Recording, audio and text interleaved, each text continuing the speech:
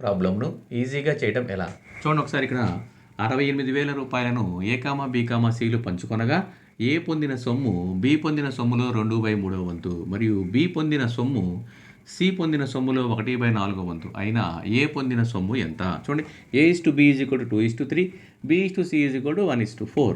కాబట్టి ఈక్వల్ చేస్తే ఏమవుతుంది ఇక్కడ చూడండి బిని ఈక్వల్ చేయాలి కాబట్టి A/B/C ఎంత వచ్చింది మనకి A/B/C = 2:3:12.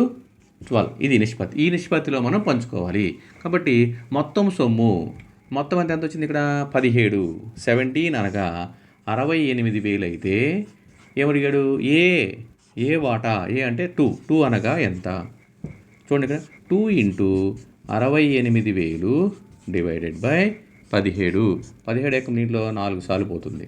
సో కాబట్టి 8,000 ఏ వాటా is equal to 8,000. So answer is 8,000.